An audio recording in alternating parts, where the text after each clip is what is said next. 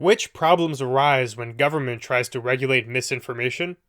I'm Marco Perry. Welcome to the Perry Platform.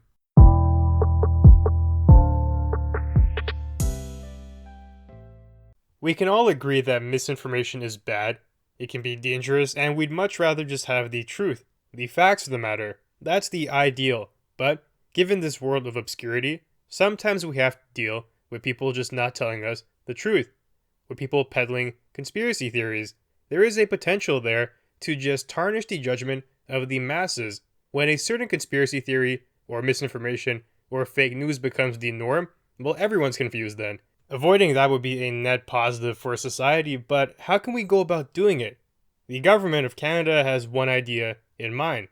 Global News reports that the president of the Privy Council, Dominic LeBlanc, told CBC that the federal government was considering legislation to prohibit willful spread of COVID-19 misinformation. We can gather from that there would be some type of consequence, maybe jail time or a fine for you lying. Let's think about that for a second. Is it a good suggestion? Well, if we judge it by the supposed outcome, then maybe. If we say this legislation here will get rid of misinformation, it will rid us of fake news, and all we'll be left with is the truth, then yeah, that's a good thing.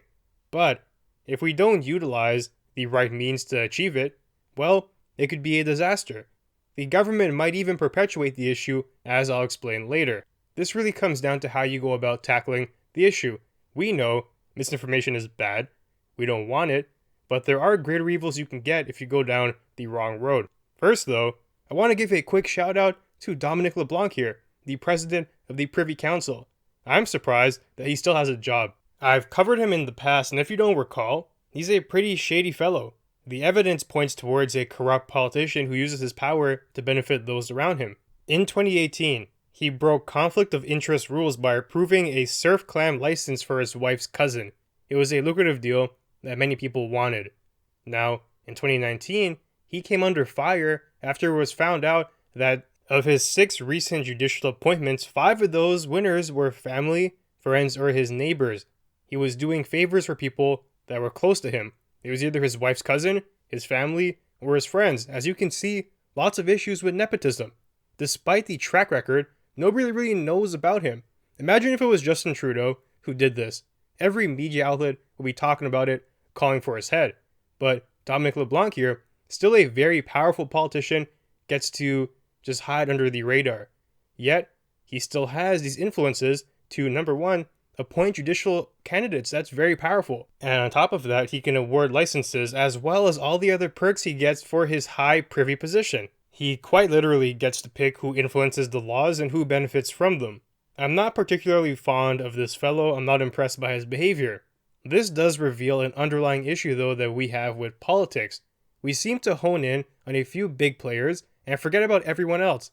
That is a problem when the everyone else aspect still has tremendous influence in our society. So, as I said, if this headline came out about Trudeau appointing his neighbors and his family to judiciary positions, we'd be up in anger.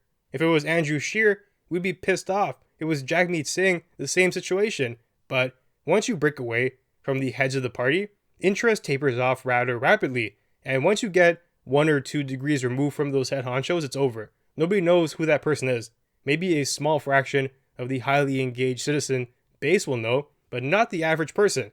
It's an issue, because these guys here are getting away with massive corruption, and nobody knows about it. Nobody's talking about it. Anyways, I'm digressing here. Now back to this idea of misinformation and how to manage it. We need to identify, first of all, where it's coming from in regards to COVID-19. Where are the lies and fake news stemming from? What's the source of it? At the top of the iceberg, the top of the hierarchy, we have China. Obviously, they have recently admitted to lying about their death rates. They are now saying it's actually 50% higher than their initial numbers. That's a pretty large margin of error. You don't just miscount half the total deaths in your country. I'm still shocked today that people are actively defending China. It's clear they're not good actors on the world stage. And on top of that, they downplay the severity of the outbreak at the beginning, and they shut down doctors who were trying to warn us. Doctors who were blowing the whistle.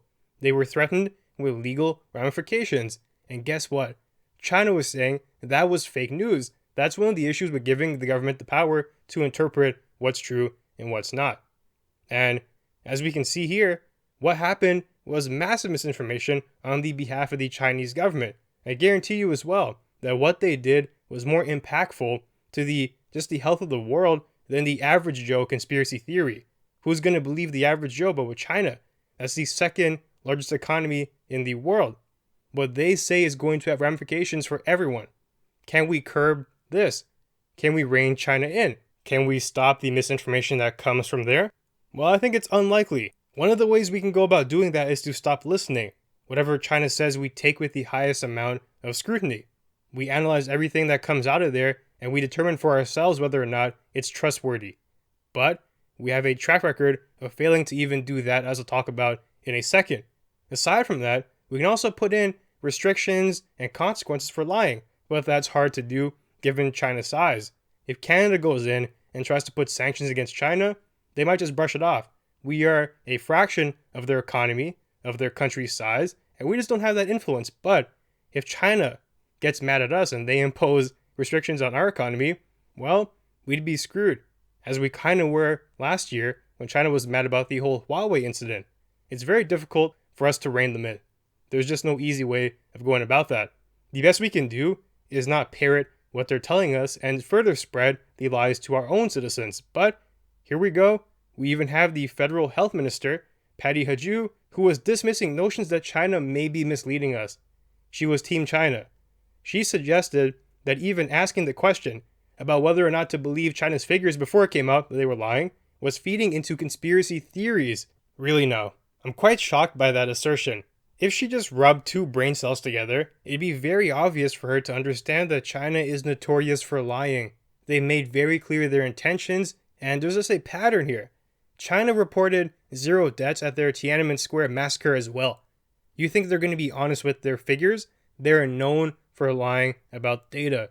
Regular citizens knew China wasn't to be entirely trusted, but yet we have a top health minister calling for just blind allegiance, and any distrust of the numbers is a conspiracy fodder. That's just inaccurate. It's not a correct stance for any government official to take because the evidence is so clear. This is not a conspiracy theory. It's not like someone saying the earth is flat while you have no evidence for that. We have ample evidence and proof to point towards China's dishonesty. That's not helping solve the misinformation problem. But now our own officials are not willing to question these sources of misinformation, but still, here they are, willing to make laws to curb the citizen speech, but nothing against China, a larger source of lies. That's contradictory. Even right now, to this day, we don't know to what extent that China is still hiding information. That is not a conspiracy theory, period. That's a legitimate concern based upon past actions of that party. There is a pattern there that's easily identifiable. Political correctness, or maybe just simple fear of China, is nonsense at this time. Given this context, we want the truth. So, arguably, the largest source of misinformation in this COVID-19 matter is going to get away unhindered. They will continue to lie to us, and maybe we'll keep eating it up. That's a problem, but Canada is not focused on tackling that. So, now that's the top of the pyramid. Let's go to level 2. I'd like to identify the Canadian governments themselves as a major source of misinformation. Maybe not willingly, but there have been issues here. Look at masks for an example of that. At the beginning of the outbreak, they said, don't even bother wearing them. They're useless. Then, they changed their mind after the scientific data came out. They were following mandates from WHO and whatnot, but still, it was a blatant lie. Masks are useful. They do curb the spread of it. We should have been wearing them from the beginning, but we were told by the government directly to not do so. That's a problem as well. The government was actively spreading misinformation. That's what it was. It was just a blatant lie, saying that masks are not useful. That's not true by any stretch of the imagination. They directly impacted the actions of thousands of Canadians. Are they going to be held accountable? I doubt it. They will apologize, pivot, and move on.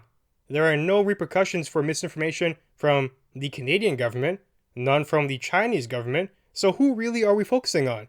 It's clear, now that we're moving on to the bottom of the totem pole, that it is the citizens. That is the aim here, to stop the average Joe from spreading nonsense. Of course it's a problem. I don't want your neighbor to be spreading lies and putting your community at risk, but there seem to be larger fish to fry that are just going to swim away. That's the bottom line.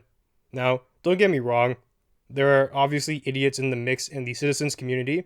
They have to be reined in, and it will become problematic if they are charismatic idiots who can motivate other people to join in on their nonsense. But there are other sources of lies that are just far more powerful, at least at a base level.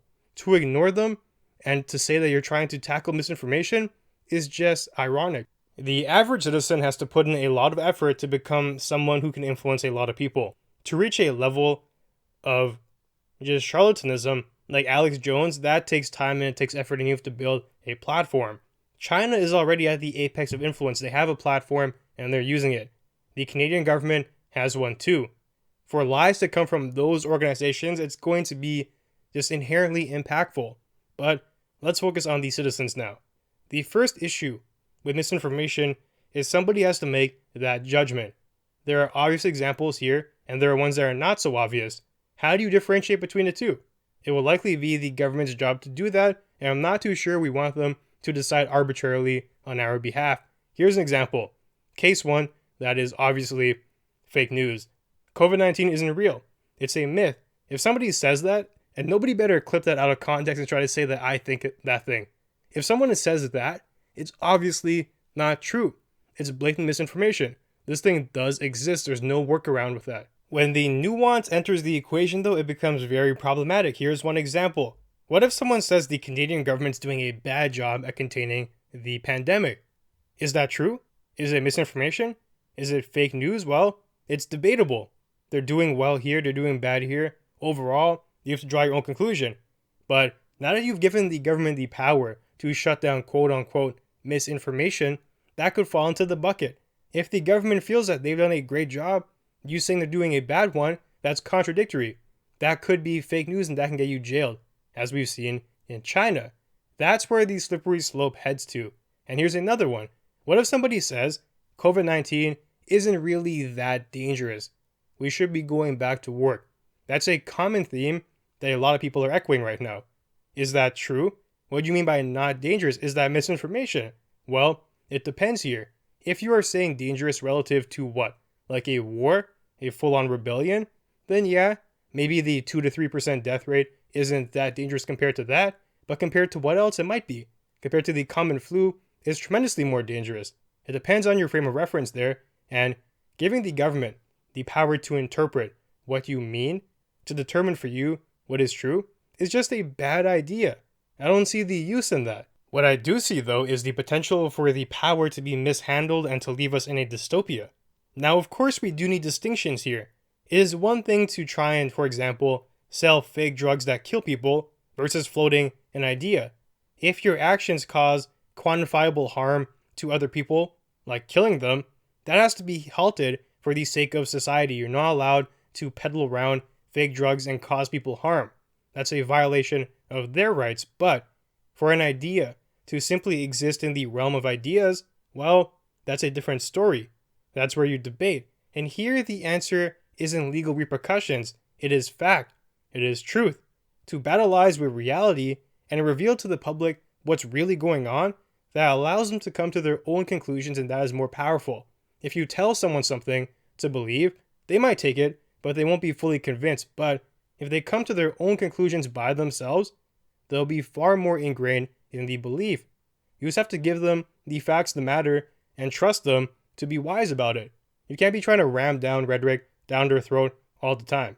People are smart. If you come face to face with misinformation, you get to expose the idiocy of that. And if you do that well, it will get to the point where someone will just look like a fool for still believing it. It will be unattractive to buy into the ideology, and that's a defense mechanism of itself. Look at the flat earthers for that example. The general public looks at them with amusement. They are memes, they're clowns, not taken seriously by any logical person. To arrest or fine the flat earthers makes martyrs out of them. They're going to feel justified. They're going to say, why are you arresting us? Are you trying to hide something? And it will revitalize their cause. They're going to feel more powerful. They're going to feel like what they're saying has worth to it. They may even feel that you're trying to undermine their cause and they're going to get angry. They may get people to support them too who don't believe in shutting it down, even if they don't agree with the idea per se. Somebody who believes in the freedom of speech to say that might hop onto the bandwagon because you forced their hand. The simple truth is, if government and politicians were just real with us, if we could honestly trust them, that would be a productive solution. Unfortunately, we can't fully do that, so we just need to handle misinformation within our own community. That's the next best thing. Some citizens are going to behave foolishly, so other citizens have to respond to that. We have to debate and expose bad ideas where we see it. To bring everyone back onto the same page is our goal. Misinformation is an issue, but the ways we handle it are important. We can't just kill it off by any means necessary. It's not on that level.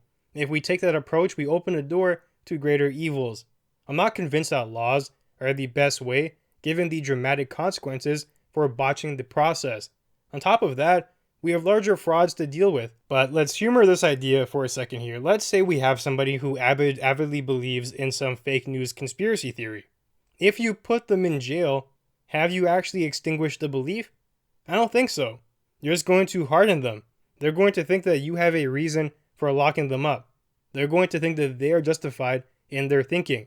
If somebody believes the earth is flat and you put them in jail or you find them, that won't change their mind. It's more likely they get more riled up, that they try to spread the idea further.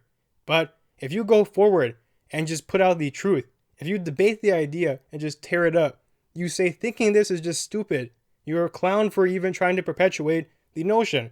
If you lay it out like that, they're going to withdraw if they're acting reasonably, if they're acting rationally. That's a far better approach to take, and it's one that will produce the best long-term outcome. Because here, you have a chance of actually shattering the idea at its core. Trying to lock them up and find them will not do that. They're going to come out on the other side more motivated than ever. The bottom line is that the less we trust a source, the more prone we are to conjuring up an alternate expectation.